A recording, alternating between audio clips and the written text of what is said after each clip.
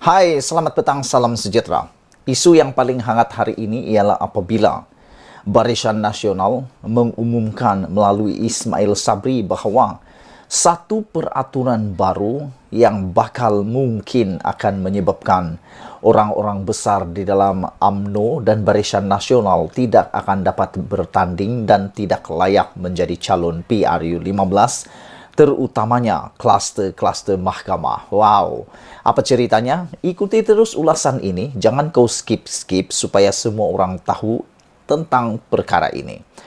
Tapi sebelum ini, perkara ini juga telah dinyatakan melalui Muhyiddin Yassin dalam Perikatan Nasional. Isunya ialah semua calon yang akan bakal bertanding dalam PRU 15 akan melalui tapisan. Bagi mereka yang bekerja dalam sektor kerajaan, yaitu sektor awam, pasti Anda pernah melalui yang namanya tapisan keselamatan.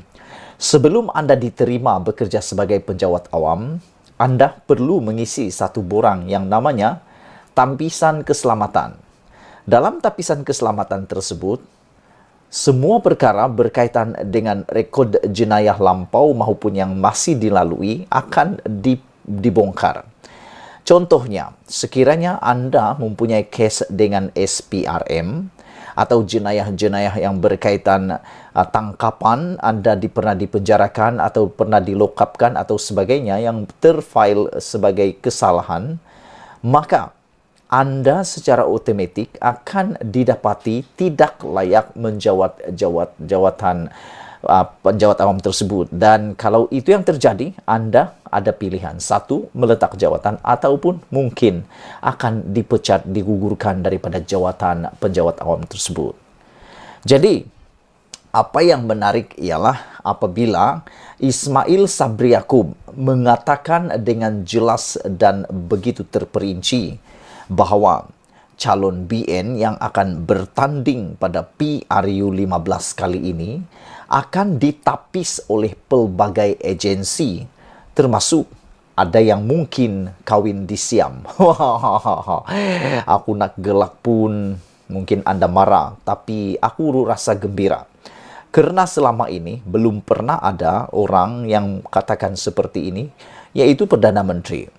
Belum pernah sebelum ini seorang Perdana Menteri membuat peraturan untuk menjadi calon seperti ini. Dan inilah yang kita hendakkan sebenarnya. Yaitu semua calon yang menjadi calon dalam PRU 15 wajib ditapis keselamatan. Keselamatan itu merujuk kepada semua agensi, termasuk SPRM, PDRM, Immigration, Kesihatan, dan juga Jabatan Agama.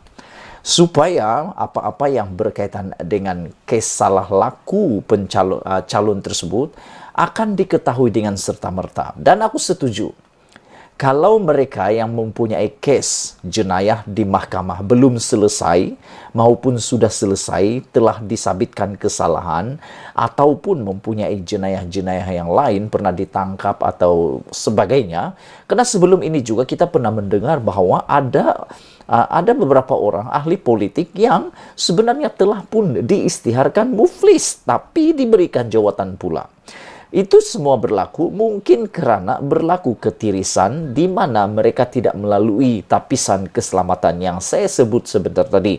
Jadi dengan ini, sekiranya tapisan keselamatan ini dibuat, saya pasti dan saya yakin calon-calon yang akan ditampilkan nanti itu adalah calon-calon yang benar-benar berkualiti, yang tidak mempunyai masalah. Kerana hal ini penting supaya apabila bercakap tentang kesalahan-kesalahan dan nilai-nilai moral murni kepada rakyat jelata, mereka tidaklah meludah ke muka sendiri. Kerana kalau nak cakap memperbaiki hidup atau teladan kepada rakyat jelata, tapi sendiri melakukan jenayah, sendiri ada melakukan kesalahan, pastilah itu seperti kata orang meludah muka sendiri. Jadi saya setujulah. Saya ulang sekali lagi, berkali-kali aku ulang malam ini, aku setuju dengan cadangan yang dikatakan oleh Perdana Menteri sementara kita sekarang ini, yaitu Datuk Seri Ismail Sabri Yaakob, bahawa calon Barisan Nasional perlu menjalani tapisan dengan jabatan agama sebelum dibenarkan bertanding, kata Perdana Menteri tersebut, dan akan ditapis pelbagai agensi termasuk ada yang mungkin kawin di Siam. Jadi, kedapatanlah sesiapapun ahli politik yang mau jadi calon yang pernah kawin atau sudah kawin atau curi-curi kawin di Siam.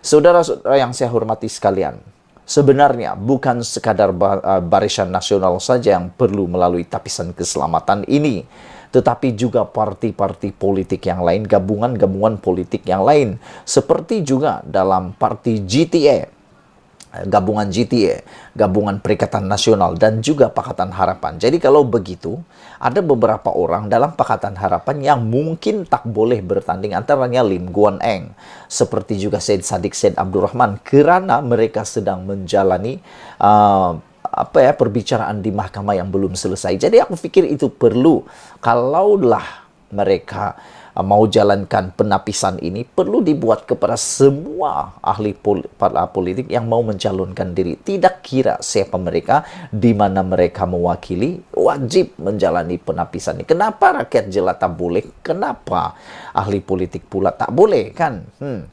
Perdana Menteri kita, yaitu Ismail Sabri Yaakob, berkata, saringan dengan jabatan agama yang julung kali diadakan itu bagi memastikan pemilihan calon BN lebih teliti dan mereka tidak terlibat dengan pelbagai isu syariah termasuk pemberian nafkah. Ismail Sabri yang juga naib Presiden UMNO berkata pemilihan calon masih dalam proses dan pembentangan pusingan pertama telah dibuat oleh pengerusi perhubungan negeri sebelum dibuat untuk kali kedua sebagai perjumpaan sekali lagi.